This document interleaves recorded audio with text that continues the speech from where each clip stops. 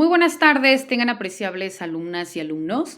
Los saluda de nueva cuenta la doctora María Catalina Domínguez Nájera y en esta ocasión vamos a llevar a cabo la disertación de nuestra segunda cápsula informativa en donde abordaremos propiamente una génesis del artículo 27 constitucional, así como también las posteriores reformas que se han suscitado y las leyes secundarias en materia agraria.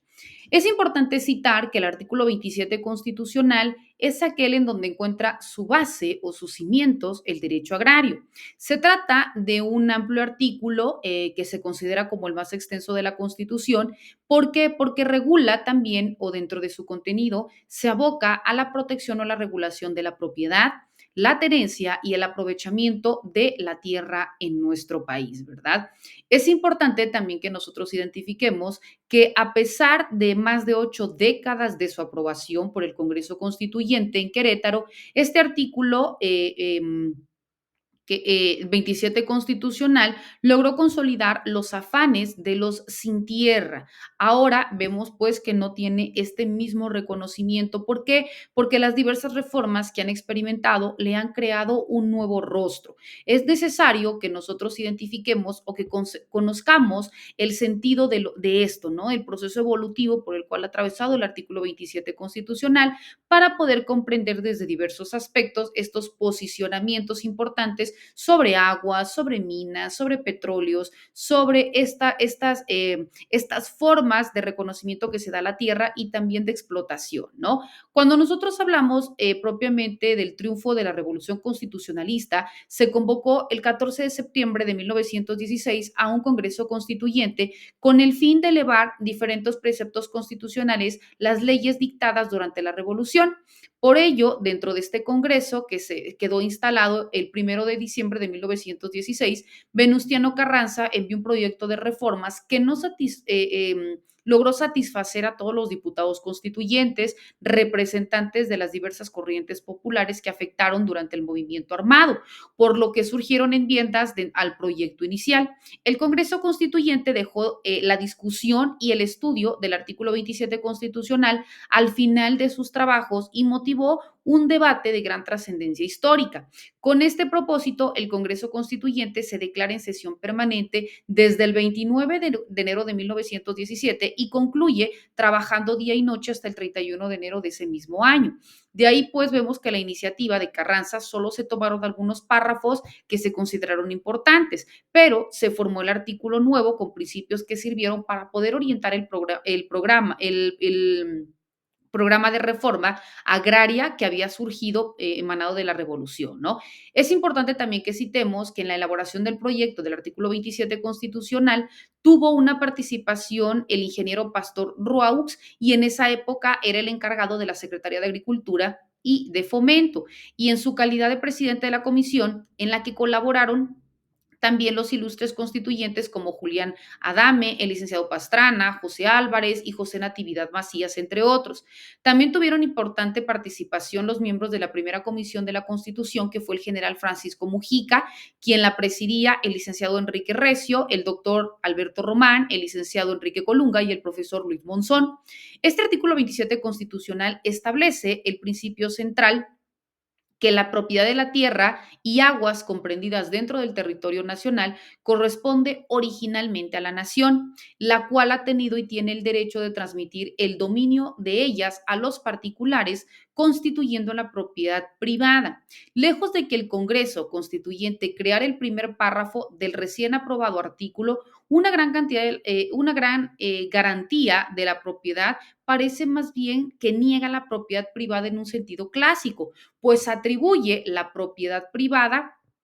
de las tierras y de las aguas exclusivamente a la nación, la cual solo se transmite a los particulares el dominio, creando así la propiedad privada. Pero en una propiedad privada peculiar consiste exclusivamente en el dominio de la cosa poseída. La nación según reza el artículo 27 dentro del texto original, tendrá en todo tiempo el derecho de imponer a los propietarios la propiedad privada, las modalidades que dice el interés público, así como también el de regular el aprovechamiento de los elementos naturales susceptibles de apropiación para hacer una distribución equitativa de la riqueza pública y también para poder cuidar su conservación. Con este objetivo se dictaron todas las medidas necesarias para el fraccionamiento de los latifundios y también para el desarrollo de la propiedad agrícola en la explotación, también para la creación de nuevos centros de población agrícola con las tierras y las aguas que les sean indispensables para el fomento de la agricultura y para evitar la destrucción de los elementos naturales y de los daños de la propiedad que pueda sufrir en perjuicio de la propia sociedad. Vemos pues que en este párrafo el Congreso Constituyente de Querétaro reconoce que el problema de México había sido la mala distribución de la tierra, ya que desde la época colonial y hasta nuestros días, las revoluciones y revueltas que han agitado al país, incluso las más recientes, demuestran que en el fondo de todas nuestras contiendas civiles se encuentran la miseria de los hombres y las mujeres del campo, ¿no? Entonces vemos que es un grupo por demás en condición de minoría, pero también que existe esta vulneración. Por ello, era preciso, y así lo entendió el Congreso, de establecer la facultad del Estado de imponer la propiedad privada, las modalidades que dictara el interés público para evitar que, como en el pasado, pues se volviera a concentrar la propiedad de la tierra en unas cuantas manos y se hiciera un instrumento de opresión y explotación. De igual forma, vemos que la última parte del tercer párrafo señalaba que los pueblos, rancherías y comunidades que carecen de las tierras y aguas o no los tengan en cantidad suficiente para las necesidades de su población tendrán derecho a que se les dote de ellas, tomándolas de la propiedad inmediata, respetando siempre la pequeña propiedad. Por tanto, se confirman las dotaciones que se hayan hecho hasta ahora de conformidad con el decreto que se llevó a cabo el 6 de enero de 1915. También se indicaba que la adquisición de las propiedades particulares necesarias para conseguir los objetos antes citados se consideraban como de utilidad pública. De ahí nace pues un nuevo concepto que era el de utilidad pública, desconocido por nuestro antiguo derecho, que solo admitía la expropiación de la propiedad privada cuando se trataba de una obra de indudable beneficio general, pero de ninguna manera en el que se privase un particular de sus propiedades para poder entregárselas a otro particular. Vemos que esta finalidad de la disposición era privar a los latifundistas de parte de sus bienes territoriales para entregárselos a los nuevos núcleos de población necesitados o atender a sus propios integrantes. El latifundio había dejado de cumplir su función social, pues en vez de ser de útil a la sociedad, resultaba nocivo, ya que el Estado se vio pues en la necesidad de intervenir no solo para otorgarle un carácter social a la propiedad privada, sino también de restituir a quienes habían sido injustamente desposeídos. La fracción séptima establecía que la federación y los estados debían dictar leyes para llevar a cabo el fraccionamiento de las grandes propiedades, fijando la extensión máxima de tierra que en una persona o sociedad mexicana podía poseer. Todo lo que excediera estos límites sería fraccionado por sus propietarios o, en rebeldía de estos, por los gobiernos locales. En caso de rebeldía del propietario, los gobiernos locales procederían a la expropiación de tierras, entregando bonos de deuda agraria que podrían contraer cuando el Congreso de la Unión los facultara para ese efecto, ¿verdad? Con base en la redacción original del artículo 27 constitucional, se afirma pues de que nada hubiera servido las restituciones y las dotaciones de tierra a los indígenas y campesinos si no se hubiesen dictado las medidas necesarias que estuvieran encaminadas a impedir nuevas concentraciones de tierras en el futuro. El latifundio en México ya no era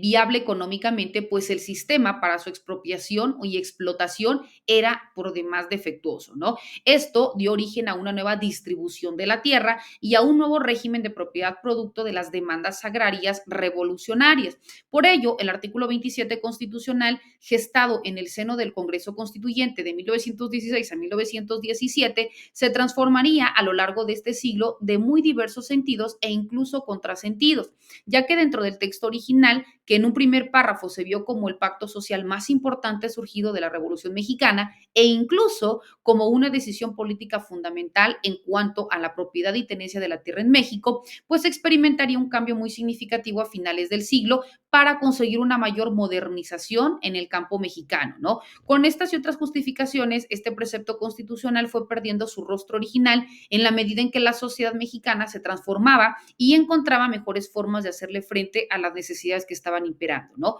Una de las primeras reformas que experimentó el precepto fue el progreso, el que presentó el Congreso a finales de 1933, el presidente sustituto y general Abelardo Rodríguez, en donde fue aprobada y publicada en el Diario Oficial de la Federación el 10 de enero de 1934. A esta reforma tuvo como objetivo principal incorporar al texto